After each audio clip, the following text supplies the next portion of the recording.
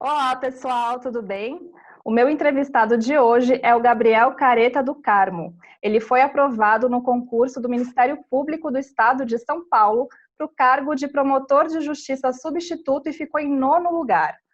Gabriel, em primeiro lugar, obrigada por aceitar o nosso convite de dar uma entrevista aqui para o Estratégia. Seja muito bem-vindo. Obrigado, Cláudia. E para a gente começar, eu gostaria que você também se apresentasse um pouquinho, contando de onde você é, qual é a sua idade, quando se formou em Direito, né? Porque para a carreira de promotor tem que ser formado em Direito. Bom dia para você e bom dia para todo mundo que está ouvindo a gente aqui. Bom dia, boa tarde, boa noite, independente da hora que está ouvindo. Meu nome é Gabriel Careta do Carmo, eu tenho 28 anos e me formei em Direito em 2015 pela Universidade Estadual Paulista, no campus de Franca. Estudo para concursos desde que me formei, na verdade, né? Na verdade, essa não era a minha ideia inicial. A minha ideia inicial era ser advogado no começo, eu não tinha pretensão de ocupar cargo público. Em 2015, todo mundo sabe que o Brasil estava passando por uma crise econômica sem precedentes. Até hoje está passando, na verdade. 5 anos depois não mudou muito. E em tempos de crise é muito normal que as pessoas recorram para concurso. Não tem jeito. Tanto que é por isso que o direito eu acho que é um dos cursos mais procurados no Brasil, porque as pessoas querem prestar concurso. Então, depois que eu me formei, por acaso, vi que tinha um concurso aberto para analista jurídico do Ministério Público. Na época chamava analista de promotoria 1, assistente jurídico, era o nome do cargo. E eu nunca tinha estudado para concurso, o máximo de estudos que eu tinha feito era para a OAB, então eu corri atrás, né? Tinha 2 meses para me preparar para a primeira fase do concurso de analista. Então, assisti muitas videoaulas, cursos e resolução de questões. Eu vi que eu estava muito atrás mesmo no começo. A gente sempre percebe que está muito atrás de todo mundo. O pessoal fala que leva muito tempo para você ficar competitivo no concurso público. E nesses 2 meses foram 8, 10 horas por dia de estudo. Eu não estava trabalhando, em uma rotina pesada. E por sorte, eu digo por sorte porque eu tive muito pouco tempo para me preparar. Eu percebi que eu estava muito pouco preparado quando eu comecei a estudar para promotor. Eu consegui passar no concurso de analista. Aí eu ocupei o cargo em abril de 2016, estou aqui em Sorocaba. Desde então, na verdade, eu sou originalmente de Valinhos, região de Campinas, e estou aqui em Sorocaba já há 4 anos e 3 meses. Então, e é um cargo maravilhoso, o cargo de analista, não é o foco, mas tem que falar, né? É um cargo muito bom. E me proporcionou ver quão importante que é o cargo de promotor de justiça no Brasil, né? O Ministério Público no Brasil ele tem uma importância muito mais acentuada do que em outros países. E é isso que me motivou, vendo os profissionais que saíram do Ministério Público, as pessoas com quem eu trabalhei nesses últimos 4 anos, foi o que me motivou a querer estudar para promotor de justiça. Então, você já atua no Ministério Público como analista, e aí lá você conseguiu entender melhor como que eram as funções, enfim, na prática realmente, né, como que era o dia a dia, e aí focou então em promotor. Nesse tempo você não chegou a tentar outros concursos, outros cargos, foi de analista e foi direto para promotor? Sim, eu fiquei com um negócio na minha cabeça. Bom, tenho 3 anos de atividade jurídica para cumprir. Eu, no meu tempo, eu advoguei um tempo em São Paulo, antes de assumir o cargo de analista, eu consegui um trabalho lá como advogado trabalhista, e naquele tempo eu não estudei nada. Eu perdi todo o tempo de atividade jurídica que eu tive como advogado, porque eu não salvei minhas peças que tem que ir lá para comprovar o tempo de atividade jurídica. Então, eu comecei a contar meus 3 anos a partir de abril de 2016. E nesses 3 anos, na verdade 2 anos, eu fiquei pensando, gente, não vou estudar agora. Vou curtir um pouco a vida, sabe? Viajar, passear um pouco. E fiquei sem estudar durante os 2 anos. Sem brincadeira, 2 anos sem estudar absolutamente nada e foi uma coisa terrível, né? Um concurseiro jamais pode ficar tanto tempo assim sem estudar. E aí, em 2018, eu retomei os estudos, focando principalmente em promotor de justiça. Esse era o meu desejo desde sempre, mas lógico que tinha em mente prestar outros concursos. Tanto que no fim de 2018 eu prestei o concurso 188 da magistratura do Tribunal de Justiça de São Paulo. Comecei a me preparar em meados de 2018 e a prova foi em dezembro daquele ano e com certeza 6 meses não é suficiente para se preparar para um concurso desse nível. Eu até fiz uma boa pontuação na primeira fase, mas ficou faltando aí alguns pontos para chegar na segunda. E aí que me bateu que eu precisava estudar com mais afinco ainda. Eu comecei a fazer planilhas de estudos em 2019, comecei a estudar com foco mesmo para promotor, porque eu sabia que ia ter um concurso em 2019, estava todo mundo falando. E aí em janeiro, 2 de janeiro, coloquei em prática, né, essas coisas de ano novo, né, de falar, não, esse ano eu vou começar a estudar para concurso de verdade.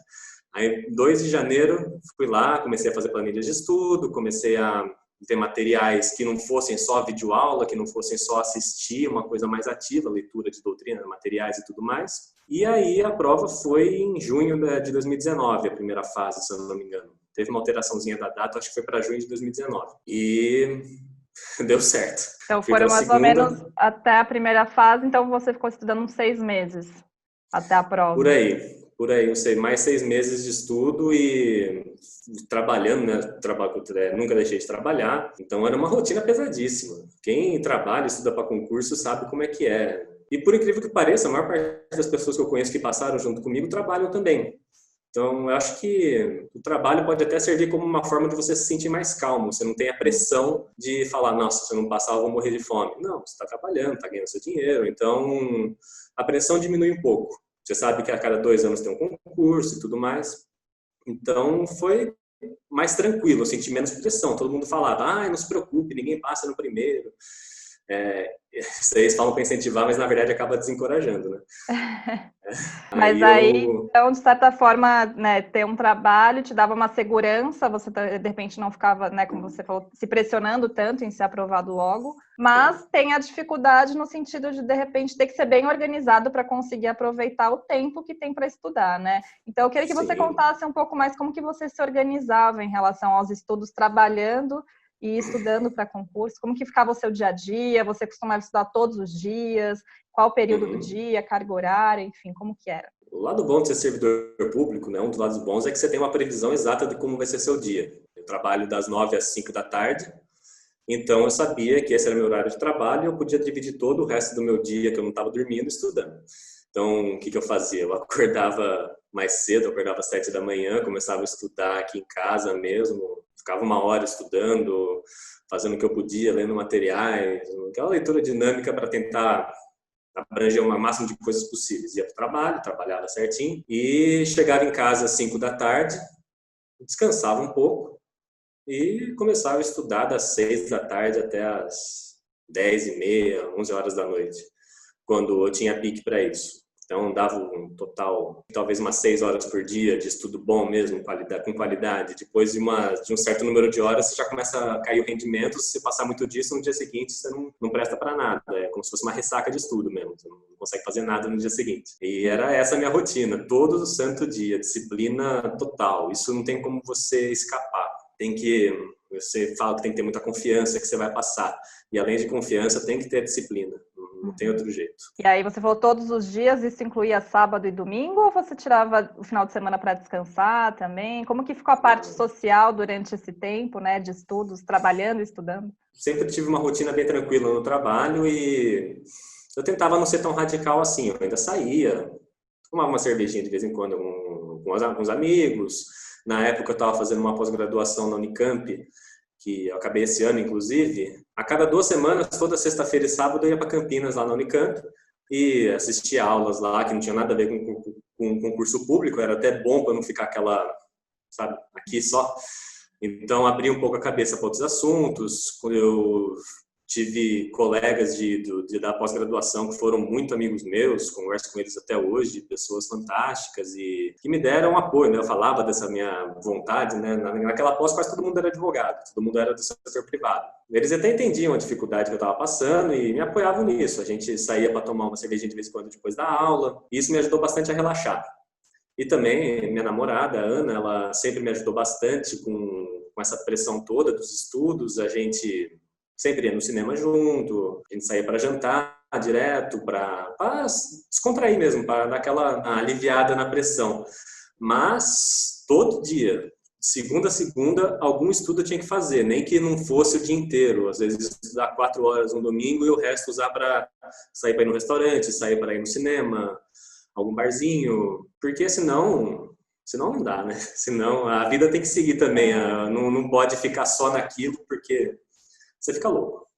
Tem que ter um equilíbrio para ser um estudo sustentável também, né? Para a pessoa, de repente, Exatamente. Às vezes a pessoa quer só estudar e larga tudo e acaba não conseguindo manter essa constância, né? E aí a sua família, a sua namorada sempre te apoiaram nessa decisão de estar estudando para concursos?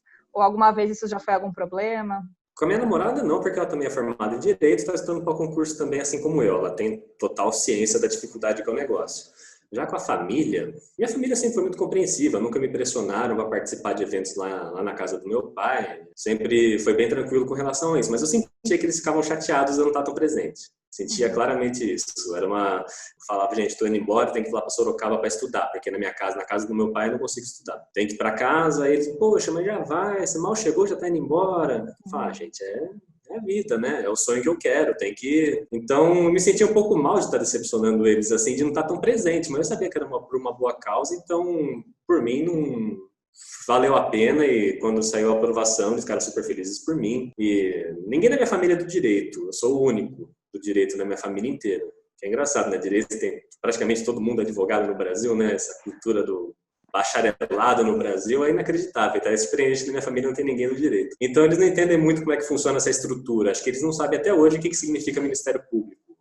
Minha irmã, acho que chegou a perguntar, até minha irmã é médica, ela chegou a perguntar se eu ia trabalhar em Brasília, porque eu falei Ministério Público, ela achou que era Poder Executivo, achou que era coisa vinculada à presidência da República. Não lembro se foi ela que me perguntou isso ou se foi outra pessoa da minha família, mas alguém perguntou. Eu falei, não tem nada a ver. Ministério Público é outra coisa completamente diferente. É isso, com a família foi uma pressãozinha um pouco maior, mas entenderam também, perfeitamente. Não chegou a atrapalhar, né, assim, no sentido de te desmotivar, e também não chegou a isso. De repente não entendia, mas também não te prejudicou nesse sentido, né? E aí o estratégia, em que momento dos seus estudos você descobriu? Como que descobriu? Então, o estratégia eu descobri, acho que foi ano passado, quando estava estudando para promotora, eu via muitos anúncios de internet de estratégia. Eu cheguei a entrar no site várias vezes, eu vi que os cursos eram extremamente completos, eu ficava até surpreso com o tanto de horas que tinha cada curso, né? Acho que foi de estratégia que eu vi que o curso, por exemplo, escrevente para Tribunal de Justiça tinha mais de 1000 horas aula, alguma coisa assim. Fiquei pensando, nossa, mas deve ser bem completa essa estratégia mesmo, né? Enfim, o meu examinador, o examinador do 93º concurso de ingresso, 2 deles, na verdade, eram muito especializados em direito coletivo, especialmente focados em probidade administrativa. Um era mais focado em direito administrativo voltado para a improbidade, que é uma área do direito coletivo, de certa forma, e o outro era também improbidade administrativa, especialmente focado na área ambiental. O direito coletivo para o Ministério Público é muito importante. Eu precisei juntar muito material para conseguir estudar isso com qualidade, para poder responder perguntas, principalmente na segunda e na fase oral. Na segunda fase e na fase oral. E aí, o que eu fiz? Eu também tinha me inscrito em agosto do ano passado no concurso do Ministério Público de Minas. E aí eu vi lá um material de estratégia, que era direito coletivo, material e processual coletivo, voltado para o Ministério Público de Minas. Aí eu pensei, bom, vou comprar esse material de estratégia. Todo mundo falava super bem, falavam que era muito completo. Comprei esse material de estratégia, direito processual e material coletivo, para estudar tanto o concurso do Ministério Público de Minas, quanto para o Ministério Público do Estado de São Paulo.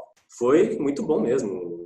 Cada material tinha coisa de 100 páginas, mas não era 100 páginas que demorava um dia inteiro para ler. Era uma escrita bem objetiva, muito didática. Foi muito importante para me preparar para perguntas, principalmente do direito material coletivo, parte de educação, saúde pública, meio ambiente. Eu até tenho vários livros sobre o assunto, sobre esses assuntos, mas livro é uma coisa muito grande, não tem como você ler um livro inteiro no mês e meio que você tem para se preparar entre uma fase e outra. Então, o material foi muito bom, tanto para me preparar para a segunda fase do Ministério Público de São Paulo, quanto para a primeira do Ministério Público de Minas e, posteriormente, para a fase oral.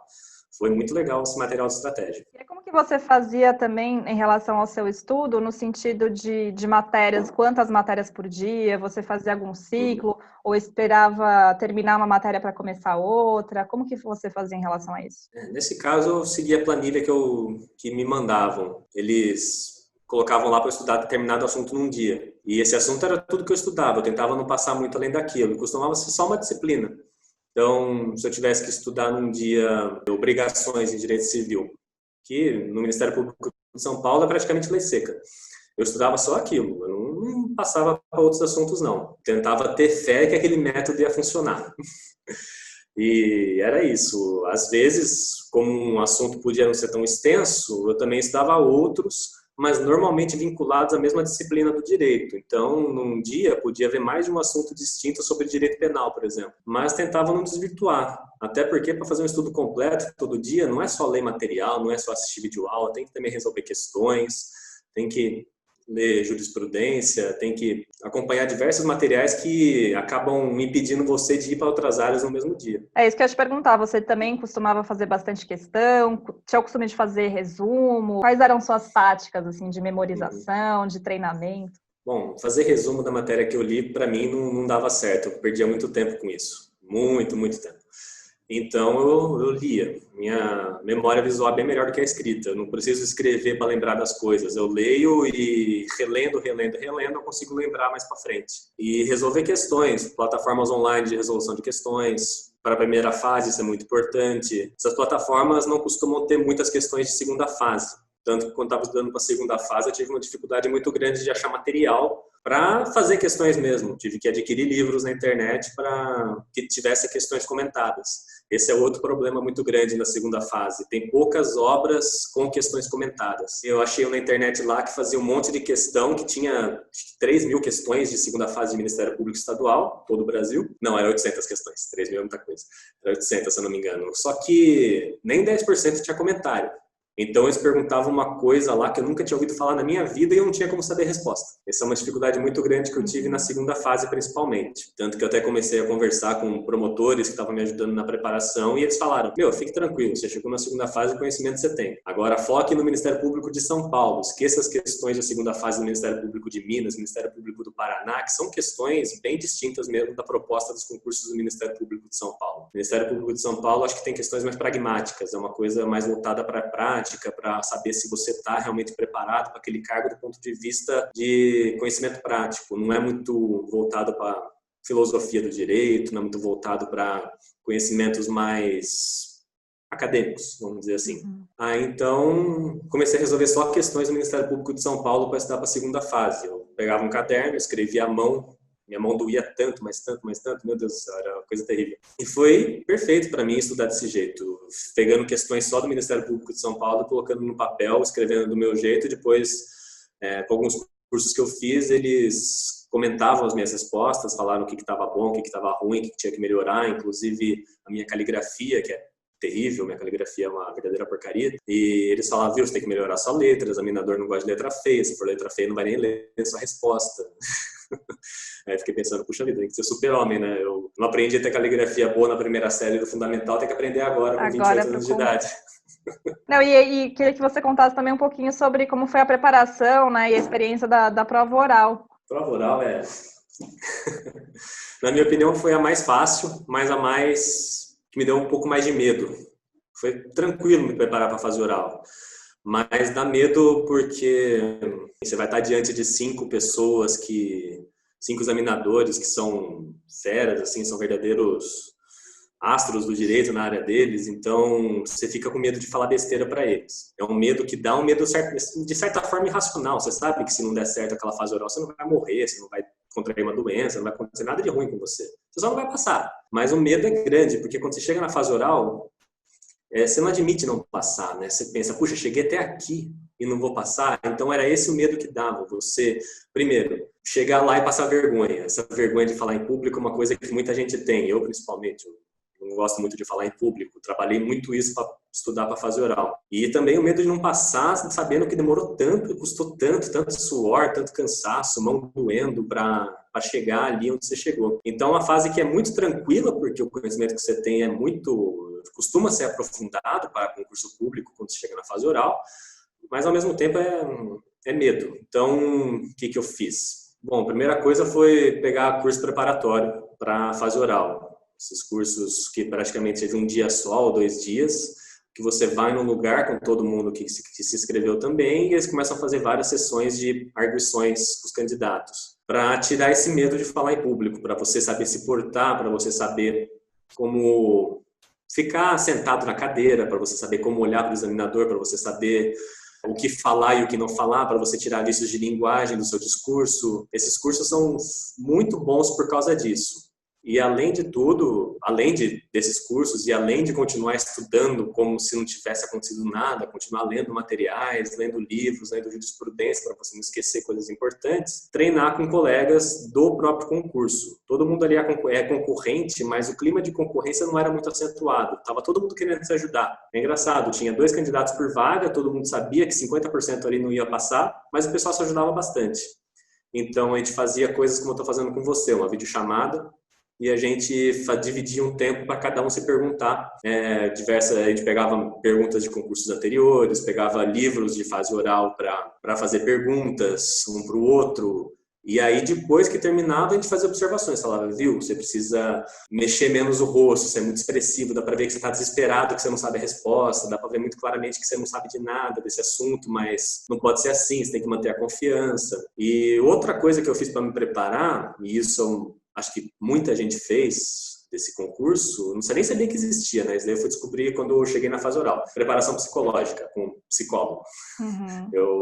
Me foi indicada aqui uma psicóloga aqui em Sorocaba que já tinha feito preparação de outros candidatos para a fase oral. Ela tinha ajudado um sujeito que passou no concurso de defensor público lá no Amazonas. E acho que outros também, se não me engano, teve outros também. Então ela tinha já essa expertise para saber como preparar a pessoa para o discurso. Um discurso de prova oral. E essa psicóloga, ela foi, nossa, um amor de pessoa. Ela fazia eu encarar meu medo de falar em público, ela fazia eu encarar minha ansiedade, meu nervosismo. Ela me ensinou a olhar a pessoa no olho, porque é uma coisa que eu tinha medo de fazer quando estava sob pressão. Além de me indicar exercícios de respiração, exercícios de postura, tudo isso eu acho que foi cerca de 40% da minha preparação foi com essa psicóloga.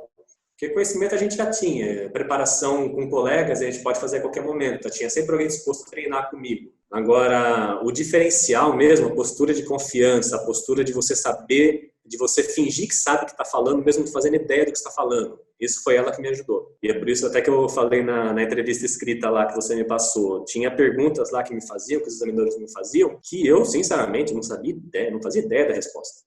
Não sabia. Mas o instinto fala para você falar, não me recordo, excelência. É o que todo mundo fala. Use o não me recordo quando você não sabe, mas sempre use isso como última escolha mesmo, como última alternativa. Se você não sabe, tente tangenciar o assunto. É o que o pessoal que preparava para a fase oral falava. Tente tangenciar o assunto, demonstre confiança, não tenha medo de errar. Mesmo que você fale alguma coisa errada, se você fala com confiança, você está mostrando uma característica para o seu examinador, que é a característica de você não desistir. Você não joga o pano assim que fazem uma pergunta que você não sabe. Lógico que isso nem sempre funciona. Às vezes eu tentava fazer isso, o examinador já cortava e falava, candidato, não é isso que eu estou perguntando. Mas por que ele faz isso? Ele não faz isso para ser sacana. Ele faz isso para ver como você se sai de uma situação de pressão. É muito importante você preparar a sua autoconfiança na fase oral. Eu acho que 40% da preparação é a confiança, é a postura, é a linguagem corporal, o olho no olho, tudo isso, eu acho que é 40%. O conhecimento também é um percentual importante da preparação. De resto, bom, eu não sei o que mais pode ter, mas com certeza outros fatores também importam nessa fase, né? Essa fase mais importante, a fase que você está diante dos seus examinadores. E como o Gabriel falou, é super importante ter esse cuidado, essa preparação para a prova oral, né? Ter a ajuda de bons profissionais, de um bom curso. Inclusive, Estratégia oferece curso específico para a fase oral. Então, se você quiser ser aprovado e quer, né, essa ajuda, conte com Estratégia. Inclusive, teremos em breve o lançamento também com a ajuda de psicólogo, de fonoaudiólogo, tudo para alcançar a aprovação. E eu queria que você contasse, Gabriel, como é a sensação de ser aprovado, né? Eu imagino que cada fase, primeira fase, segunda, terceira fase, seja uma sensação diferente, mas a aprovação final, estar dentro das vagas, compartilha um pouquinho dessa experiência. A sensação é a melhor possível, não tem outra explicação. É difícil de explicar como ser aprovado num concurso desse. Está cada vez mais difícil, cada vez pior. E com essa crise decorrente da pandemia, tanta gente desempregada, o mercado de trabalho não está contratando, os concursos vão ficar mais concorridos, isso não tem jeito. Me falavam, né, que a cada ciclo de, vamos dizer, de crescimento econômico no Brasil, a concorrência dos concursos diminuía. Por quê? Porque mais pessoas vão para o setor privado, menos pessoas se voltam para o concurso, porque o setor privado as pessoas vão muito para concurso pensando em salário, vão muito pensando na estabilidade e tudo mais, mas o setor privado tem a vantagem de não ter limitação virtual de ganhos. Então, quando o crescimento econômico no Brasil está bom, as pessoas não vão para concurso, em regra. Algumas vão por vocação, algumas vão porque é o sonho delas. Quando o Brasil está bom economicamente, tem menos concorrência nos concursos. Quando está em crise, como está agora, as pessoas vão mais, as pessoas procuram mais concursos públicos. Então, não me surpreenderia se no próximo concurso do MP, que estão prevendo que vai ter 150 vagas no 94, não me surpreenderia se tivesse 30 mil candidatos inscritos. No meu concurso tinha 16.700. Não me surpreenderia se tivesse o dobro disso agora no próximo concurso, principalmente por causa do número de vagas que estão prevendo que vai ter, 150, quanto porque as pessoas estão passando por um perrengue enorme no setor privado. As pessoas estão cada vez mais perdendo emprego, perdendo renda. Então, essa dificuldade toda faz a gente ter uma sensação indescritível de felicidade. Uma coisa que não tem como explicar para alguém. Primeiro, é o peso do ombro que sai, o peso enorme do ombro que sai você ter sido aprovado. Segundo, você pensa, bom, profissionalmente eu estou feliz. Do ponto de vista profissional, não preciso mais nada na vida. Por mim, eu vou ser promotor de justiça agora, dos meus 28 anos, até meus 65 a 70, quando eu estou pensando em aposentar, se eu viver até lá. Então, para mim, eu já tô feito. Eu não tenho pretensão de ser procurador de justiça, que é vamos dizer, a segunda instância do cargo de promotor. Não tenho pretensão de ser procurador-geral de justiça. Não tenho pretensão acadêmica, sabe? Eu quero poder ajudar a cidade onde eu vou trabalhar, ajudar o Estado de São Paulo, ajudar o Brasil, do jeito que eu vou poder, com a parcela de poder do Estado que vai ser me dada. Então, por mim, isso já é toda a felicidade do mundo, eu não preciso mais de nada. Então, essa felicidade de você pensar, bom, do ponto de vista profissional, acabou. Por aqui está ótimo. Está realizado.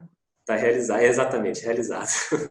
E o que você falou é isso, né? Hoje em dia, muita gente, né, de repente encontra no concurso a solução de ter uma estabilidade, de ter uma boa remuneração, mas sente às vezes medo, porque vê que a concorrência está grande, acha que não vai ser possível, que tem que ser um gênio para conseguir passar, mas não, é possível, né? A pessoa tem que se dedicar e não pode desistir, porque uma hora a aprovação chega. Então, você que foi aprovado, né, já tinha sido aprovado como analista, agora como promotor, o que você poderia deixar de incentivo, de mensagem para essas pessoas que estão buscando uma aprovação, que já iniciaram os estudos ou pensam em iniciar? O que você poderia deixar de mensagem para essas pessoas? Bom, Cláudia, a pessoa que está se preparando para concurso, se ela está se preparando com força mesmo, com vontade, essa pessoa vai ser aprovada.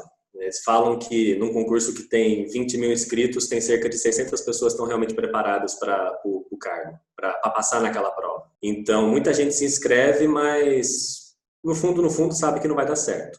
Se a pessoa se inscreve no concurso e está realmente se preparando, vai lá, contrata estratégia, contrata outros cursos para se preparar, estuda horas por dia, abdica um pouco da vida social, abdica um pouco de viver de outras formas, essa pessoa ela vai ser aprovada, não tem jeito. Ela só precisa ter confiança de que vai dar certo. Ela precisa saber que vai dar certo. Toda vez que eu me sentia cansado, assim, eu ficava pensando, eu tô dentro, esse cargo é meu. Uma daquelas 87 vagas vai ser minha.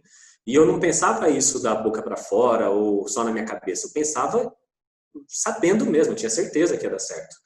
Eu não sabia como, mas eu tinha certeza. Então, o que eu fazia? Eu me mentalizava no cargo, me mentalizava tomando posse. Eu fazia tudo isso que dá um senso de propósito do que você está fazendo, ter essa confiança. Porque se você não tem, você pensa, por que eu estou fazendo isso? Por que eu estou estudando 8 horas por dia? Não tem porquê. Então, e essa confiança ajuda muito na hora de você ter disciplina para se preparar.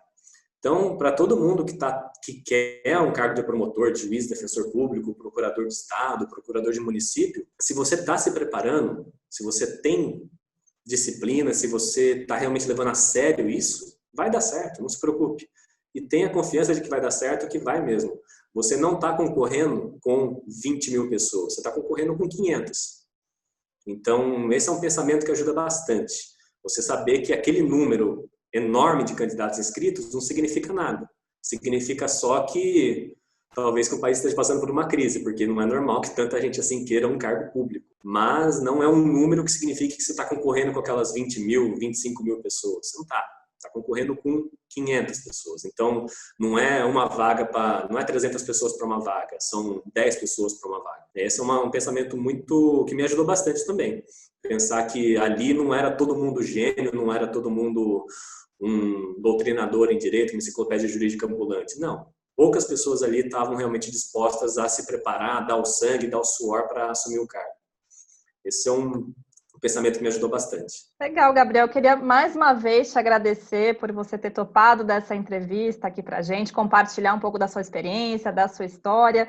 E é isso, a gente te deseja muito sucesso aí no Ministério Público, na sua carreira, enfim. Obrigada mais uma vez.